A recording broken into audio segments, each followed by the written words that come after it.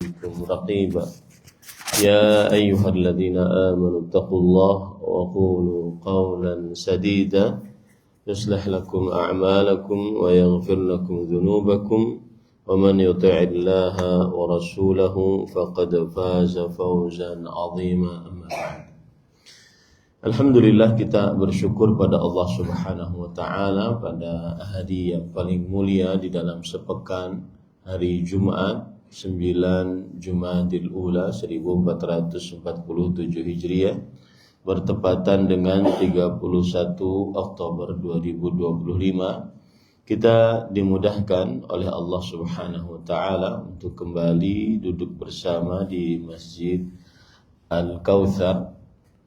Dan pada kesempatan kali ini kita membahas tentang hadis yang ke-25 yang ditulis oleh Imam An-Nawawi rahimahullahu ta'ala. Salawat dan salam semoga selalu Allah berikan kepada Nabi kita Muhammad sallallahu alaihi wa ala alihi wasallam, pada keluarga beliau, para sahabat, serta orang-orang yang mengikuti beliau sampai hari kiamat kelak. Dengan nama-nama Allah yang husna dan sifat-sifatnya yang ulia, kita berdoa, Allahumma inna nas'aluka ilman nafi'an wa rizqan tayyiban wa amalan mutaqabbala. Allahumma amin.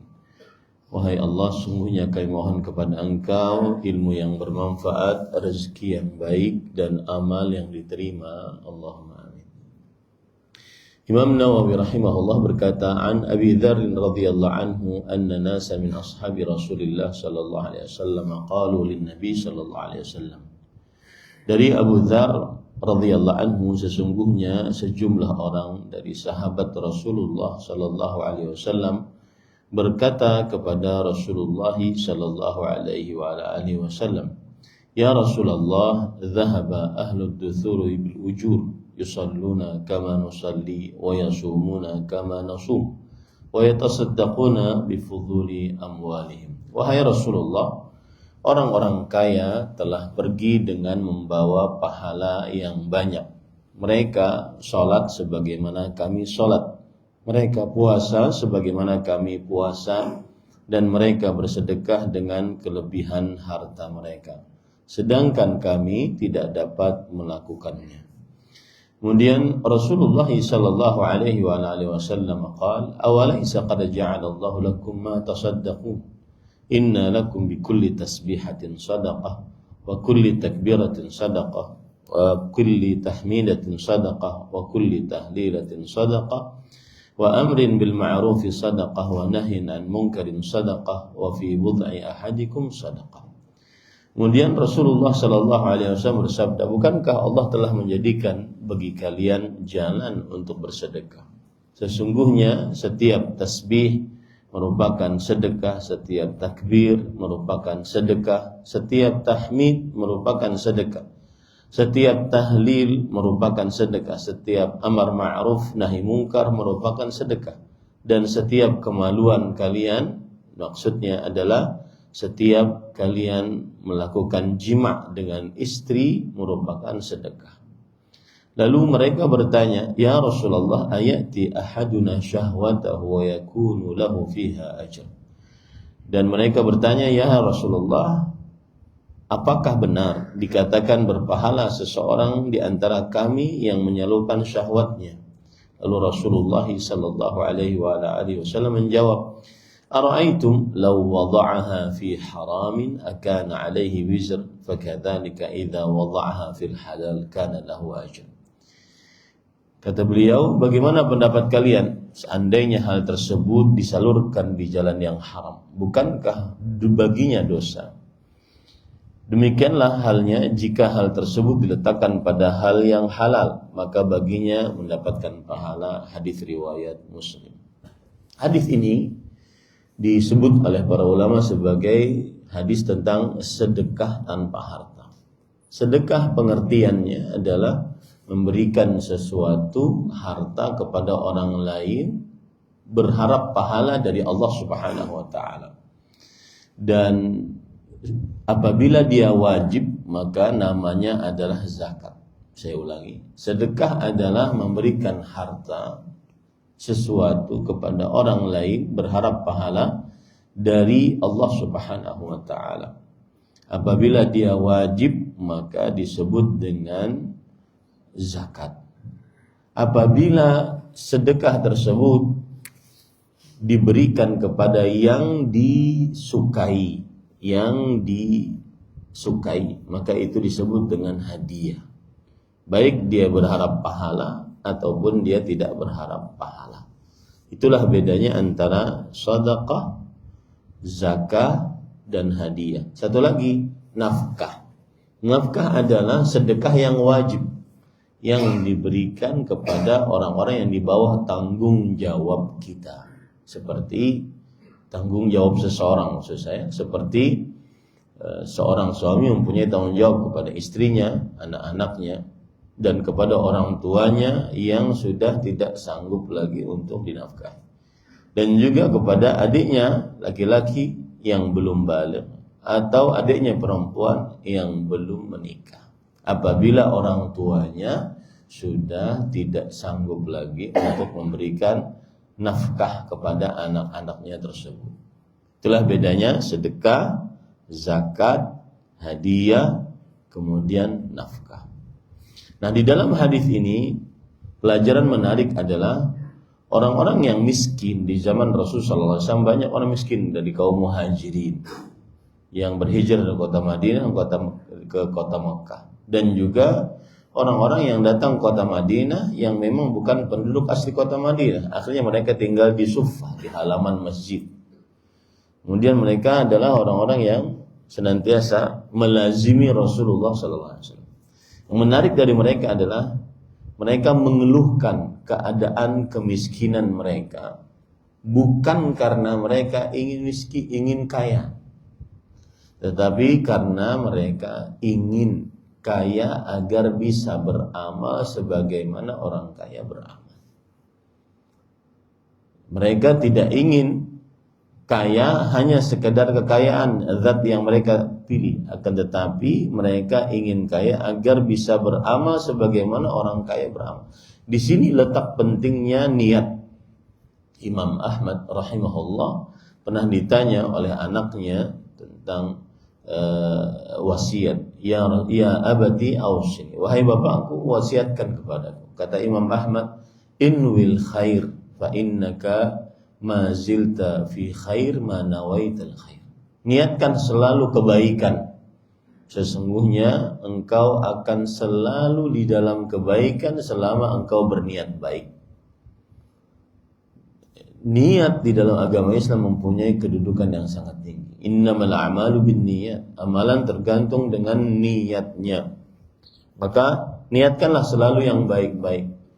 Misalkan saya ingin suatu hari saya membangun masjid untuk mewakafkan masjid tersebut agar bisa ibu mendapatkan pahalanya. Belum kita mengerjakannya keburu meninggal, maka kita akan mendapatkan pahalanya. Rasulullah sallallahu alaihi wasallam bersabda, "Man sa'ala syahadata bi sidqin ballaghahu Allahu manazil asy-syuhada walau mata 'ala firasyih." Barang siapa yang memohon kepada Allah untuk mati syahid dengan jujur, maka Allah akan menyampaikan niatnya tersebut, pahalanya tersebut, meskipun dia meninggal di atas kasurnya, tidak di medan pertempuran. Maka niatkan selalu yang baik-baik. Itu hanya urusan qalbu saja. Niatkan yang baik-baik. Niatkan yang baik-baik. Urusan qalbunya. Selalu apa saja yang niatkan baik-baik. Nah, kemudian yang kedua tentang niat adalah bahwa kebiasaan orang-orang saleh dari para salaf, yaitu para sahabat Nabi radhiyallahu anhu, mereka senantiasa berlomba-lomba dalam kebaikan. Mereka senantiasa berlomba-lomba dalam kebaikan. Seperti orang ini, kaum muhajirin ini. Mereka ingin sebagaimana orang-orang yang diluaskan rezekinya beramal. Itu yang selalu, itu salah satu gaya hidup manhajul hayat, gaya hidup para sahabat Nabi radhiyallahu anhu, yaitu senantiasa berlomba-lomba dalam kebaikan. Pernah suatu ketika Abu Bakar, Rasul Shallallahu Alaihi Wasallam melewati Abdurrahman bin Auf. Anggap saja di sini Abdurrahman bin Auf, beliau lewat. Kemudian Rasul Shallallahu Alaihi Wasallam, Abdullah bin Mas'ud maksud saya. Kemudian Rasul SAW berkata kepada Abdullah bin Mas'ud yang sedang berzikir, "Sal tu'ta." Berdoalah engkau wahai Abdullah bin Mas'ud, doamu akan dikabulkan. Rupanya Abdullah bin Mas'ud tidak terlalu perhatian dengan sabda Rasul SAW, entah suaranya kurang keras atau yang semisalnya. Datang Abu Bakar As-Siddiq radhiyallahu anhu, memberitahukan kepada Abdullah bin Mas'ud, wahai Abdullah bin Mas'ud, tadi Rasul SAW melewati engkau dan beliau berkata, "Sal tu'ta." Berdoalah engkau, doamu akan dikabulkan oleh Allah. Datang Umar bin Khattab radhiyallahu anhu, kemudian menggambarkan dengan kabar yang sama. Wahai Abdullah bin Mas'ud, tadi Rasulullah SAW menghampirimu dan mengatakan, berdoalah maka doamu akan dikabulkan. Kata Abdullah bin Mas'ud, sabaqaka biha Abu Bakr As-Siddiq radhiyallahu. Abu Bakar As-Siddiq sudah mendahului di hadis ini. Dalam urusan seperti itu saja mereka berlomba-lomba dalam kebaikan. Dan urusan lomba-lomba dalam kebaikan, urusannya bukan siapa yang menang, bukan siapa yang kalah, tetapi urusannya adalah kita berlomba-lomba dalam kebaikan atau tidak. Kita berlomba-lomba dalam kebaikan atau tidak. Lihat akhirnya disebutkan dalam hadis-hadis Rasul sallallahu alaihi wasallam, aku masuk bersama Abu Bakar dan Umar, aku keluar bersama Abu Bakar dan Umar, aku di atas gunung Uhud bersama Abu Bakar dan Umar. Kenapa? Karena berlomba-lomba dalam kebaikan.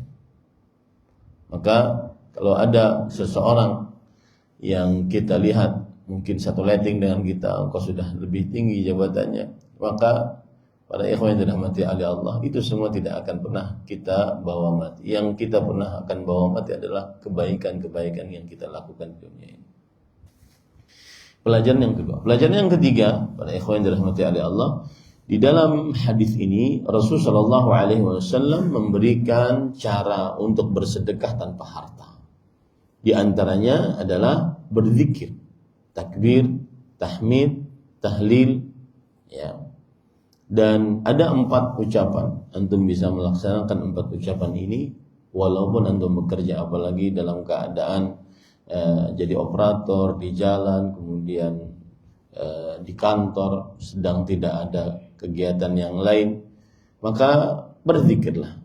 Subhanallah, alhamdulillah, la ilaha illallah, wallahu akbar. 4 kalimat yang sangat dicintai oleh Allah Subhanahu wa taala. 4 kalimat yang lebih dicintai oleh Rasul sallallahu alaihi wasallam mimma tala'at alaihi syams. Lebih dicintai oleh Rasul SAW daripada apa saja yang disinari oleh matahari. Apa maksudnya? Apa saja yang disinari oleh matahari maksudnya adalah seluruh dunia dan seisinya. Lebih dicintai oleh Rasul SAW 4 kalimat ini. Subhanallah, alhamdulillah, la ilaha illallah, wallahu akbar. Dibandingkan kita membicarakan pembicaraan yang lain-lain yang tidak bermanfaat, maka itu adalah sedekah yang sangat luar biasa yang kita ucapkan dengan lisan kita. Kemudian amar ma'ruf nahi munkar termasuk daripada sedekah, tapi harus pakai syarat. Syaratnya 1, yang diamarkan adalah yang ma'ruf, yang dinahikan adalah yang munkar. Jangan sampai terbalik, amar munkar, nahi ma'ruf, karena tidak paham apa yang dilakukannya. Kemudian yang kedua, syarat yang kedua adalah jangan sampai dengan amar ma'ruf kemudian mendatangkan kericuhan, kegaduhan, atau dengan nahi munkar kemudian mendatangkan kemungkaran yang lebih besar. Ini tidak benar. Dan amar ma'ruf nahi munkar adalah kebiasaan dan salah satu karakteristik seorang muslim. Berbeda dengan orang-orang dari Bani Israel yang mereka dilaknat melalui lisan Nabi Daud dan Nabi Isa disebabkan karena tidak melakukan amar ma'ruf. Apalagi antum satu gedung, satu kamar kadang-kadang. Maka jangan biarkan, karena gara-gara sungkan, gara-gara tidak nyaman, yang satu melakukan hal-hal yang tidak bermanfaat atau cenderung kepada yang haram, maka nasihati baik-baik. Bahkan saya pernah punya kisah, saya satu kamar dengan orang Sudan. Subhanallah, baru bangun mata kita melek, itu sudah dapat nasihat dari beliau. Dan itulah yang kita kenal dari teman kita. Kata para ulama, as-sadiquka man saddaqaka la man sadaqaka.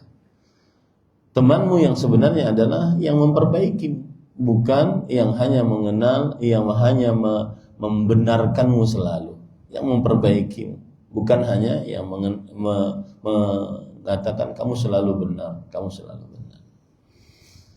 Kemudian para ikhwan yang dirahmati oleh Allah Subhanahu wa taala, termasuk hal yang menarik di dalam hadis ini yang kita ambil pelajarannya adalah bahwa di dalam bergaul, melampiaskan syahwat kepada istri yang sah, ini terdapat pahala. Dan ini kadang yang dilupakan oleh sebagian orang yang sudah menikah, yaitu bahwa menggauli istri itu adalah salah satu sedekah.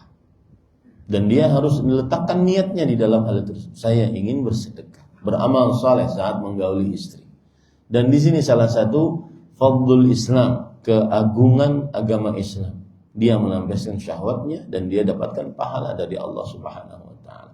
Dan ini menunjukkan keistimewaan menikah dibandingkan yang tidak menikah. Dan saya berpesan yang sudah berumur agar menikahlah. Karena kalau sudah menikah maka dia akan melihat dunia dan seisinya. Allah Subhanahu wa taala berfirman, "Iyakunu fuqara'a yughnihimullah." Kalau mereka miskin, dengan menikah mereka akan dikayakan oleh Allah Subhanahu wa taala. Kata para ulama salaf, "Ajibtu man qara'a hadhil ayah wa lam yatazawwaj." Aku heran, ada orang yang baca ayat ini tapi tidak menikah karena takut miskin. Karena takut, aku heran. Rasulullah sallallahu alaihi wasallam bersabda, "Thalathun haqqun 'ala Allah ya'am." 3 perkara yang Allah berhak menolong mereka. Salah satunya an-nakihul ladzi yuridul 'afaf. Orang yang menikah yang menginginkan kesucian kemaluannya. Apalagi kita di zaman yang sangat berat untuk menjaga mata, menjaga telinga, menjaga kemaluan. Kalau seandainya bukan karena rahmat Allah Subhanahu wa taala, kemudian karena pernikahan yang dihalalkan oleh Allah Subhanahu wa taala, maka niscaya seseorang akan terperosok ke dalam perbuatan fahsya dan munkar. Ahibati fillah, a'anillahu wa iyyakum. Salah satu hal yang menarik juga di dalam hadis ini adalah bahwa banyaknya jalan di dalam agama Islam untuk beramal saleh. Ini berarti kita tidak punya hujjah di hadapan Allah. Saya tidak punya harta, wahai Rasulullah SAW, untuk bersedekah. Banyaknya jalan untuk beramal saleh di jalan agama Allah Subhanahu wa taala. Yang terakhir, bahwa hadis ini memberikan pelajaran kepada kita, yaitu seorang yang sebagai seorang muslim, maka dia ada 2 pilihan. Dan ini dibincangkan oleh para ulama. Ayyuhuma afdal, al-ghaniyus syakir am al-faqirus sabir? Mana yang lebih afdal?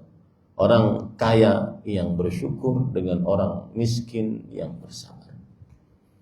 Kira-kira mana? Antum pilih mana?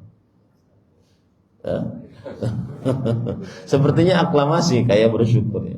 Tetapi di sana ada dalil yang menunjukkan bahwa kita harus mikir-mikir juga kalau jadi kaya bersyukur. Rasul sallallahu alaihi wasallam bersabda, "Yadkhulu al-fuqara'ul jannata qabla al-aghniya bi 500 'am." Allah akan masuk ke dalam surga orang-orang miskin sebelum orang-orang kaya 500 tahun. 500 tahun. Orang miskin masuk ke dalam surga 500 tahun sebelum orang kaya. 500 tahun itu kalau dunia hitungannya dunia lama, hitungannya akhirat apalagi satu harinya seperti 1000 tahun. Masih mau jadi orang kaya. Ada lagi hadis Rasulullah sallallahu alaihi wasallam, "Qumtu ala babil jannah." Aku melihat, aku berdiri di pintu surga. Fa idza aktsara ahliha al-fuqara. Ternyata penghuni surga yang paling banyak adalah orang miskin. Mana orang kayanya? Ashabul jiddi mahbusun. Orang-orang kayanya tertahan karena banyak hitungannya, banyak barangnya, banyak pakaiannya, banyak jamnya, banyak HP-nya, banyak makanan yang dimakannya, banyak tempat yang dia tuju, dan seterusnya. Banyak hitungannya. Baik. Kemudian yang ketiga, Rasulullah SAW bersabda, kata beliau, Allahumma habib ilayya al-masakin wahsyurni fi zumratil masakin. Ya Allah, cintakan aku kepada orang miskin dan kumpulkan aku bersama orang-orang miskin. Masih? Jawabannya adalah hadis ini. Para ulama mengatakan hadis yang kita baca ini salah satu aqwa hujaj ala anna al-ghaniy asy-syakir afdal min al-faqir as-sabir. Ini adalah hadis yang paling jelas bahwasanya paling kuat hujah bahwa orang kaya lebih afdal daripada orang miskin yang bersabar. Orang kaya yang bersyukur lebih afdal daripada orang miskin. Kenapa? Karena di dalam riwayat yang lain, hadis riwayat Muslim dari Abdullah bin Umar radhiyallahu anhu, orang-orang muhajirin ini mereka mengeluh kepada Rasulullah, wahai Rasulullah, orang-orang kaya menggondol pahala begitu banyak. Mereka dapat surga. Kenapa kata Rasulullah SAW? Iya, kami sholat, mereka sholat. Kami puasa, mereka puasa. Kami bangun malam, mereka bangun malam. Tetapi mereka bersedekah dengan sisa harta mereka, dan kami tidak bisa bersedekah. Kata Rasulullah SAW, maukah kalian aku beritahukan sebuah amalan yang kalau kalian amalkan maka kalian akan melebihi pahala mereka dan tidak akan ada yang bisa menyamai kalian kecuali yang mengamalkan seperti amalan kalian. Subhanallah, alhamdulillah, Allahu Akbar. 33 setiap ba'da salat wajib. Ulang mereka dengan wajah yang orang kaya bersedekah, kami punya amalan. Karena tadi tujuannya bukan ingin kaya, tujuannya agar sama pahalanya gitu. Tidak beberapa lama mereka kembali lagi kepada Rasulullah SAW. Wahai Rasulullah, sami'a ikhwanuna min ahli al-amwal fa fa'alu mithla ma fa'alna. Wahai Rasulullah, orang-orang yang diluaskan rezekinya mendengar amalan kami dan mengerjakan sebagaimana yang kami kerjakan. Sama berarti. Maka kata Rasulullah, lihatnya, dzalika fadlullah yu'ti man yasha. Itulah karunia Allah yang Allah kasih kepada siapa yang dikehendakinya. Ini menunjukkan bahwa kata para ulama, disinilah letak hujjah paling kuat, kaya bersyukur lebih afdal daripada orang miskin bersabar. Tapi masih tersisa. Tadi kan hat-trick 3 lawan 1. Antum pikirkan sisanya bagaimana biar sama-sama 3-3. Tadi kan 3 kali saya sebutkan hadisnya. Orang fakir lebih afdal daripada orang kaya yang bersyukur. Saya baru jawab 1. 3-1. Ya, itu nanti pikirkan ketika kerja. Ini yang bisa disampaikan. Sallallahu Nabi Muhammad. Alhamdulillahirabbil alamin. Semoga hari kita diberkahi oleh Allah Subhanahu wa taala. Semoga dengan salat subuh tadi kita berjamaah, kita dijaga oleh Allah Subhanahu wa taala. Semoga kita diberikan afiat oleh Allah. Wallahi para ikhwah, tidak ada sesuatu yang paling berharga ketika kita hidup di dunia kecuali kita diberikan afiat. Afiat mencakup kesehatan, ketenangan hati, keselamatan, kenyamanan hidup. Makanya Rasulullah SAW bersabda, tidak ada sesuatu yang lebih baik dan lebih luas diberikan oleh Allah kepada seorang hamba kecuali afiat. Mintalah afiat setiap harinya. Allahumma inna nas'aluka al-afiyah fid dunya wal akhirah. Allahumma inna nas'aluka al-'afwa wal 'afiyah fi dinina wa dunyana wa ahlina wa malina. Allahumma astur 'awratina wa amin rawatina wahfazna min bayni aydina wa min khalfina wa an aymanina wa min shama'ilina wa min fawqina wa na'udzu bi'azamatika an nughtala min tahtina. Allahumma amin. Wa sallallahu nabiyana Muhammad walhamdulillahi rabbil alamin. Wassalamualaikum warahmatullahi wabarakatuh.